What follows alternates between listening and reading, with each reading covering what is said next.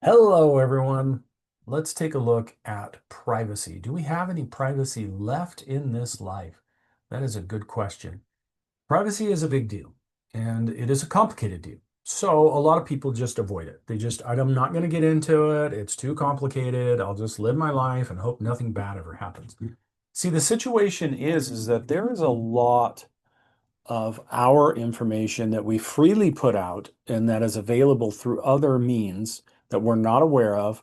And that information could be gathered together and put into a hacker's hands. And then you didn't realize that having that happen would really, really cause you trouble. A good example of this is something like spear phishing, where you get an email that's targeted directly to you, and they seem to know things that most people wouldn't know. So you trust it, and that's the problem. Now, they actually just harvested that data through all these different methods out there that's available to them, and then they pose as though they know you, and now you're in trouble, right? This happened locally at a place here where they basically transferred $25,000 of the business's money to somebody that they thought was the bank, but it wasn't the bank. And that's a type of spear phishing. There's no way this person would have ever believed somebody just calling up and saying, "Hey, we need to do this." But they had names. They were pretending to be somebody that worked there. There was all this stuff going on. And so privacy is important, much more important than you think it is. And there are things you can do about it. Yes, there are some things that it seems to be we can't fix or we don't want to take the trouble to fix. And then that gets a little political there. But I'll probably mention some of that stuff towards the end so you realize, those of you that are younger, you're living this life, there are things you can do to make this situation better. Okay, so let's take a look at privacy, data protection, and digital footprints. Every online action leaves behind data, everything you do. Digital footprints form through browsing, posting, shopping, app usage. And there's two types. There's a passive footprint that you didn't really think was happening, didn't know it was happening. And then there's an active. Active footprinting is you actually going to a website, doing a search, and shopping on that. That's you walking through the website digitally. Leaves an actual footprint, that's known as active. Passive, we'll get into that. And then we're going to take a look at what are some practical strategies. So here's our primary topics that we're going to be going through. The learning objectives that are a lot more learning objectives than the topics that we're going through. Let's start with digital footprints. As I said, browsing, posting, shopping, app usage, you're leaving footprints when you do that stuff. That stuff is tracked by the websites that you're on. It's tracked by the browser that you're using. And that's kind of an important thing to understand. Like, how is this happening? Well, if you're using Chrome, then Chrome can see everywhere you're going because is the one showing you the information, right? So even though this connection between you and your email server, and maybe it's not Google, right? Your email server is encrypted, meaning that somebody on the outside cannot get into that encrypted channel. Chrome gets to see the emails, so Chrome can therefore record the emails and do something with that. Now, of course, if it's Google, right? Chrome is Google and you're using Gmail, well, they already see all that stuff.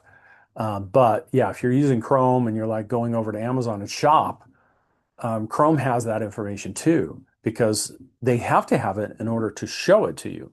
Then you're trusting Chrome to not harvest that data. That's what you're doing.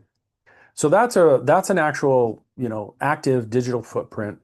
But traces can persist of this long after the original activity. So let's use this document as an example. I actually have this out on iCloud. This is iCloud, not iCloud. That's Apple stuff. I've got it on Microsoft stuff. So it's out there on OneDrive and it's pulling it straight from OneDrive. And when it saves it back to OneDrive.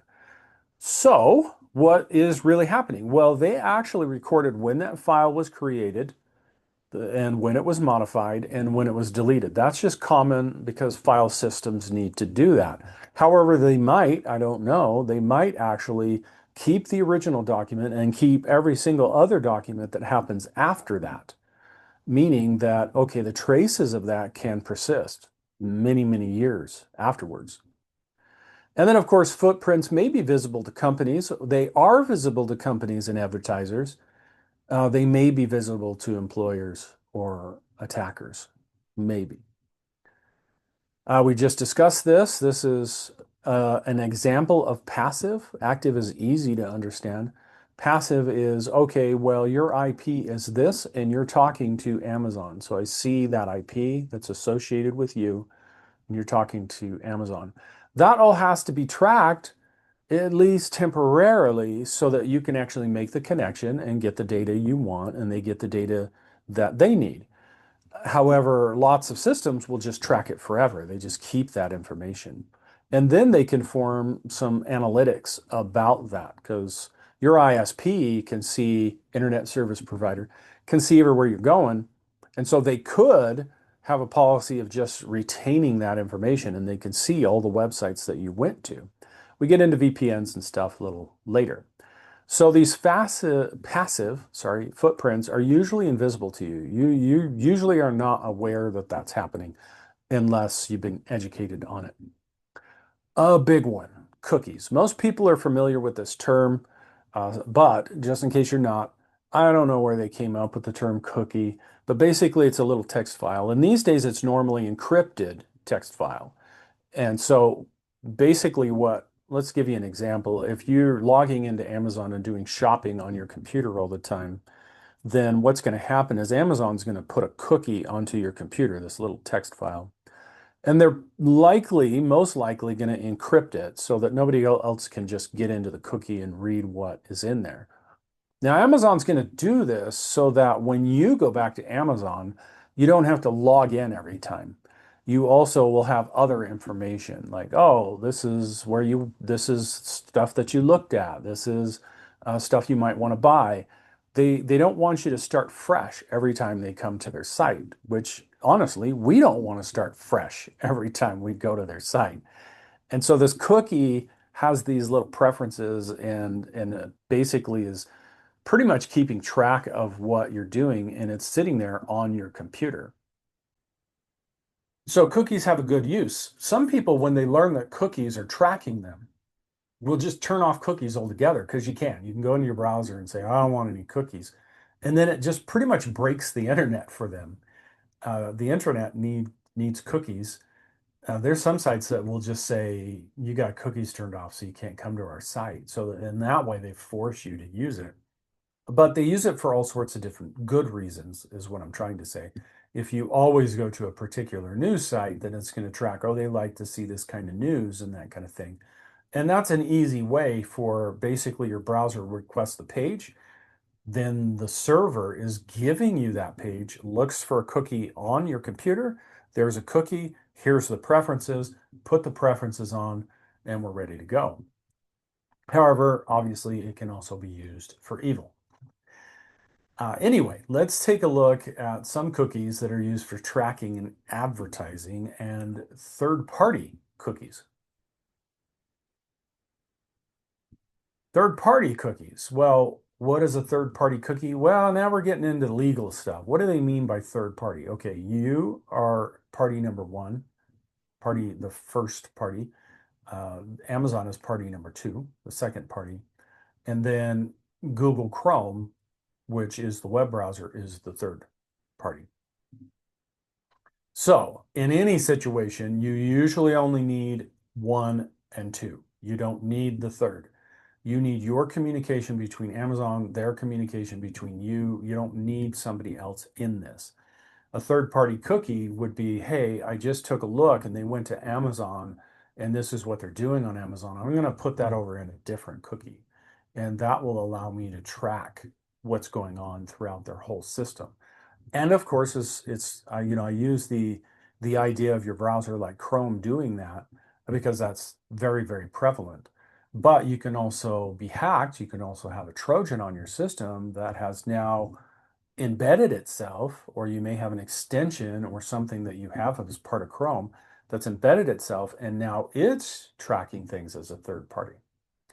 Tracking pixels is interesting. We'll take a look at that one in just a minute. But basically, it's all about money, right? It enables companies and advertisers to build a behavioral profile about you and what they would like to sell to you or what you might be willing to buy. Now, I've got quite a bit here on online tracking pixels, so you can pause it and take a look at this. I'm going to give you basically a summary of what's really happening. Well, a pixel is a little tiny, tiny portion of your screen. Pixels, that term is used in a lot of different ways. On your monitor, all the things you see are made up of little tiny dots, and those are called pixels. On a website, so if I pull up this website, there's a number of pixels wide and a number of pixels tall. And you can actually make those pixels do things. You can say, I need this to be a border. For instance, I put in a line here. So it said pixel this through pixel that. There's the line. So that's the way it uses it. Well, the idea here is that these are invisible. So the pixel then has this little tiny code that says, do this. So when the page is read, HTML, right, it's reading the page, Chrome, reading the page to show you the page, it reads that pixel information and does what it says to do. So it can track whether an email was opened, web pages were viewed, how often content was accessed. A good example is getting an email. The emails can be quite fancy, right? And what'll happen in a business email system, and you can do this in almost every email system, don't load any of the graphics. You can tell it, don't load the graphics in this. The reason why that's an option is because of these pixels. Because if you are loading that page, then that's phoning home and saying they're loading this page so that they know, oh, they got that email. And now I know because they're looking at it and it loaded all the images, right? That's one way to do that. So, common tracking tools, third-party cookies, tracking pixels are a big, big deal. And let me move on down here. I'll just pause it on that so you could see it. But man, you can do tons and tons of stuff with these little pixels. And some browsers will see those and deactivate them. That's something that normally you've got to go in and set up. Oversharing. This is people overshare. Yeah, you ever have that aunt, right? And it's like, oh yeah, my nephew is sick and blah blah blah. It's like, don't tell people about my life, because you're not just telling people that you know in a group. You're telling the world. Now you may not think that, right? You're just like, no, I got certain friends on Facebook and I use this app and that app, but most of those apps in their agreement say we can do whatever we want with this information. We can do whatever. That's actually what Chrome's says. You do anything in Chrome and we can do whatever we want with that data. Google will like to tell people, oh, well, you're in charge of your data. You can go out there and delete it. Yeah, you can delete it for you, but they're going to keep it for them. And that's just part of the agreement you have. There's a story about I watched her tell this story. This was a TikTok, and this college girl basically gets flagged for using AI, and she goes through the whole story. I'll just hit it quick. Basically, what happens is she usually actually takes notes, like handwritten notes. I don't do that, but some people still do. She didn't have the pencil or pen or whatever, so she actually used their phone. And she did what a lot of people do instead of what they should do, have an app for that, right? That you pay for. They're not going to steal your data because they tell you you're paying us, you get privacy. Instead, she opens up her email, which is a Gmail account, and she types in, this is what my thesis is going to be. And she's typing it in on her phone, exactly what it's going to be. And she basically sends it to herself. A lot of people do that. They know how email works, so they do it that way, even though there's other options. Well, so she tracked down that that's what happened because she said, hey, I'd like to have a discussion with you, teacher man, woman, whoever you are. And let's look. Oh, okay. Well, your paper was just fine, except for this part was flagged directly. You directly stole this information. And then she realizes, oh, so Google harvested that straight out of my email. And she's just shocked. She's just like, mind has been blown that this is happening. And I'm like, huh? It's a free product. How do you think they make money? Oh no, they're just really good people, and they just give us this free stuff. And I mean, it costs somebody hundreds of millions of dollars, but it doesn't cost me anything. And so it was kind of like, oh, that's funny that you didn't think that that's exactly what was happening. As a matter of fact, a lot of people get really upset at the fact that Microsoft has said, sorry, they're going to start harvesting your data straight out of Windows. And they're like, what? And like, you're using Chrome. That's what Google's been doing. You don't pay for that, right? So you need to assume they're harvesting everything, that they own all that. That's the way they look at it. So oversharing is a problem. Oversharing will contribute to theft of your identity. You talk a lot about who you are, where you are, what you're doing, and you're not really keeping track of whether or not that's ever kept private. Even if it is kept private, hackers could get to it and then use it to steal your identity. Can enable targeted scams and phishing. It will enable targeted scams and phishing these days. It can increase stalking and harassment risks, obviously. And once shared, the information can be difficult or impossible to remove. And I have a very sad story for that. I used to teach the 103 classes at EAC, and the 103 classes are really taught to just the standard student. So it's not people going into cybersecurity or IT or anything. And one of the things I do at the end, towards the end, the very end of the semester, is say, okay, go search for yourself. Go find yourself online. Go and see what your digital footprint is. And we just do a little quick thing through some social media and some stuff like Spokio and things like that. And it's helped some people. I actually had one person and they looked up their stuff through one of those online, you can search for anybody type things, just the free side, because I don't make people pay for that. And what it did was actually said she lived in Arizona and she lived in Minnesota. Now, the scary thing is it showed her and her two kids in Arizona and her and her two kids in Minnesota. And I said, that's not normal. Somebody's stolen your identity, and go to the bank. They'll be able to like help you out, point you in a direction of trying to get this corrected. And she's like, really? And I'm like, yeah. If I look up my information, it'll show where I lived, not where I live now, and say you live in two places. This is saying you live there and you live here and you don't. Have you ever been to Minnesota? No, I've never been there. Somebody's basically using your social security number, and that identity is being used. Like, I mean, they could be taking your retirement, who knows?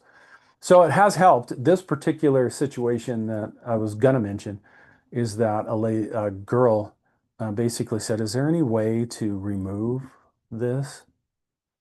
Because she basically, some friend of hers posted some pictures that were not good. And I'm like, you can contact him, but basically once it's out there, it's pretty much out there. Now, that's not the case. I mean, if you got enough money, you can get a lot of stuff removed. If you got enough power, right? If you're the government, then you can do that. But for us common people, it's hard. So what is a data broker? These brokers, they collect, aggregate, and sell personal information. Your information is valuable. You may not think that you set your thermostat at this and that is just nothing. Who cares? The video is off of my doorstep. I don't care. You can think that, but when they're trying to sell you stuff, all of it means something. So your data, that's what it really has come down to. It's more of these places kind of use this like a cornfield, where the corn stalks and you pull the ears of corn off and that's the data. So they sell to advertisers, marketers, other businesses. Much of this collections happen without explicit user awareness. So we don't even know it's happening. And that's probably one of the biggest laws that needs to change. But, right, rich and powerful, those kinds of things don't get changed easily. But we could have that change. Like, you have to notify me if this is what you're doing. That seems pretty fair, but that's not the way it works. Let's pull up the ad network. Okay, well, I was able to find one for just gaming. You could see many, many, many different gaming uh, ad network information. I was trying to pull up the data brokers, and maybe you can find something, but Google was not helping me. It used to be so easy, but there's thousands of these interconnected data brokers that share this information with each other and buy and sell back and forth. And so it's really, really interesting how it works. And it's important to know that, for instance, recently they had the big kerfuffle over the fact that TikTok, a Chinese company, is, gathering all this information on the US citizens. And for me, knowing this information was like, this is ridiculous. Why? I mean, look at what they're doing. If they're pushing some kind of communistic socialist stuff to people, right? They're hitting that, hitting that, hitting that. Then yeah, I would see that there's a concern. But you got all these data brokers out here. They can buy whatever they want. They can go and get it. And they're like, oh, there's other countries collecting data on it. What are you talking about? They can just go buy it. That's if they want to know what James McBride's doing, they can just go buy it from a data broker. They don't need to record it. And so they actually kind of use that information to do something sly, right? TikTok was blowing up huge. It's a direct competitor basically to Instagram, which Facebook owns. Now TikTok is owned by an American company called Oracle. So, in my opinion, just watching that, that was basically Facebook going, we need to kill this competition, and we've got connections with the government. So, outlaw those suckers, make it illegal to use them. Okay, made it illegal to use TikTok in a lot of, government situations. And then they brought them in under Oracle and said, well, you got to be managed by by this American company. Make sure you're not getting all this data out there. It was all this big lie because, well, you got data brokers all over the place.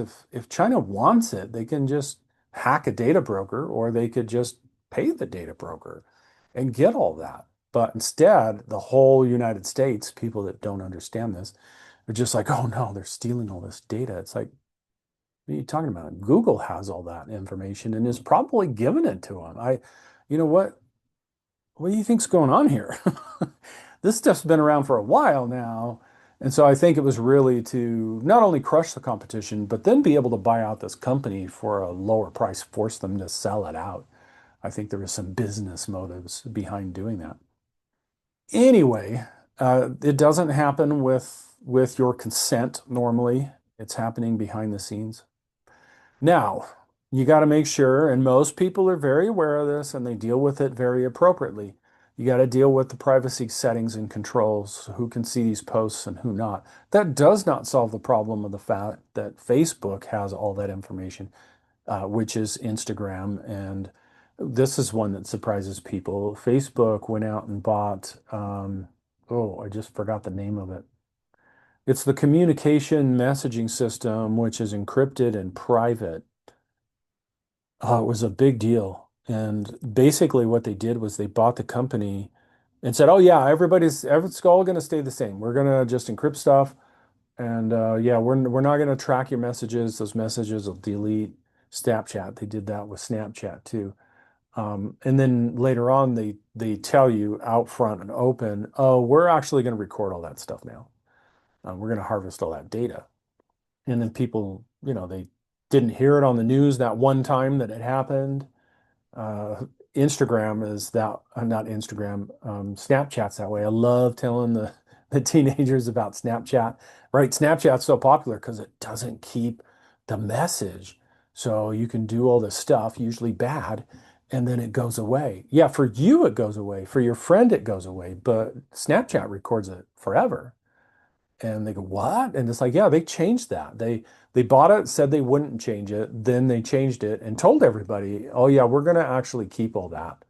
So we'll delete it for you guys. You won't be able to see it, but we'll keep it all. And then they go, oh, that's not true. It's like, yeah, you can look it up. It's on the internet.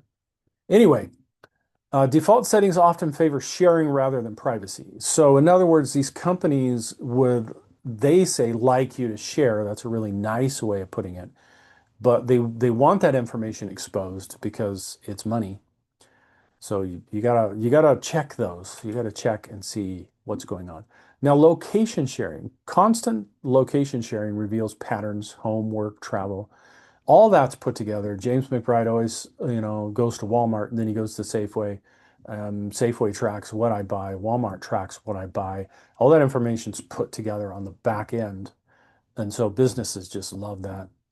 So it can expose routines and strangers to strangers or attackers, right? All they're not thinking that. Walmart's not thinking of that. Safeway's not thinking of that. They're like, oh yeah, we're going to protect your data.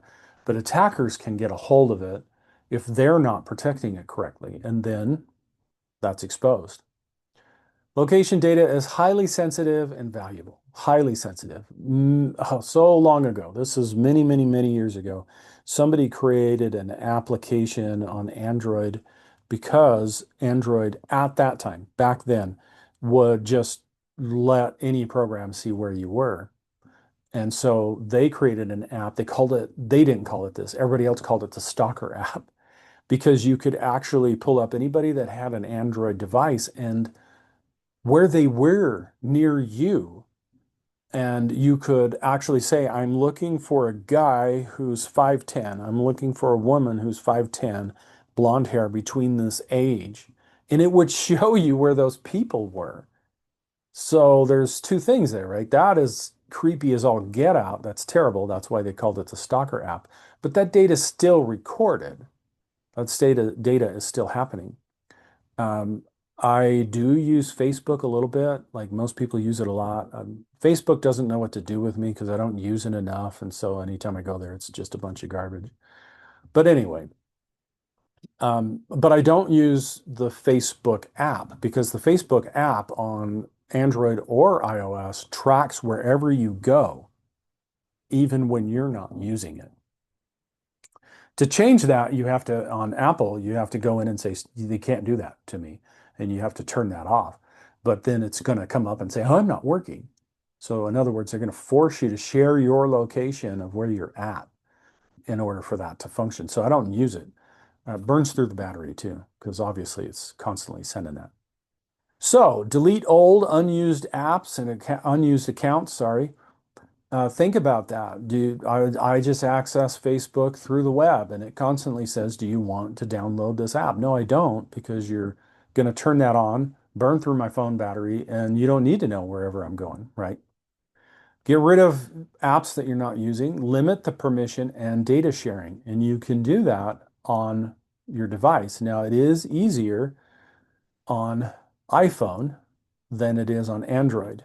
But I have the other videos that show you, hey, when you're downloading applications, you need to be aware of these things. But on iPhone, they just have a screen. You can go into the settings, you can say location services, and you can see all the applications that are using your location. And you can go down and turn them on and off whenever you want. That reducing your footprint lowers your long-term privacy risk. Because again, that data is recorded, it will stay there forever, and it may get to people who you didn't expect to get it. Best practices, be cautious about what you're sharing. Really think about, do I need to share that? I hate my boss. That's probably something you don't want to type in on Facebook. Limit the audience. So be very careful about who you're sending that to. Just, I do want to say that. Okay, well, limit it to who you're sending, to who's going to see that. Question why apps and sites request data instead of just going, oh, okay, yeah, sure. Oh, yes. And that's usually what people do. They download an app they want. The thing comes up and says, I want to look in your phone book. And they go, okay, whatever. And they go on with their life because they want to play the game. So really think about it. Privacy requires ongoing awareness and intentional choices, as I described. So do a footprint audit. So, this is not part of the course material. I'm not requiring an assignment on this, but this is really good to go through. Choose one account, just choose one, and then find the privacy settings just for that one and note what is public and private. List 3 permissions or data points the app and site collects, and identify 2 changes that you can make today to reduce that footprint. Share one best practice with a partner in class. So it's not, I'm not saying it's an assignment, and I'm not saying you have to do it. I'm saying that this is a good thing to walk through, even if you're not going to share it with somebody who might benefit from that. Some of you might ask, well, how do I share that? Well, you can just directly message that student. If it becomes a big enough, like I get a few questions about it, I'll set up a little discussion people can add. So just remember the active and passive. Remember that tracking tech like cookies and pixels are used. And then oversharing is a bad thing. And then reduce your footprint. Start now to really look at what should I be sharing? And is it really good? Because again, ultimately, forget the fact that the government is looking at this. Forget all of that and realize that if it's saved on a system out there and there's a data breach in that system, then directly hackers have access to information you did not want them to have access to, and they can call mom or dad and pretend to be you based on what they have found online. So you really got to think about it. And yeah, knowing all this, yeah, look for applications that are telling you, look, we're going to be more secure. That's the point of our application. We're not going to share this. You can talk back and forth with your friend. It's all between you. Find that stuff and use it. There was an app that my wife and kids were like, hey, let's use this. And as soon as I installed it, I was like, hey, just so you know, we're going to go through and harvest all of your contact information. And I was like, I don't think I want to do that. So I'm just going to not do it. And yeah, there's a price with that. I don't get to see some of the fun pictures. I have to look at my wife's that way. But that's just something I wasn't going to do.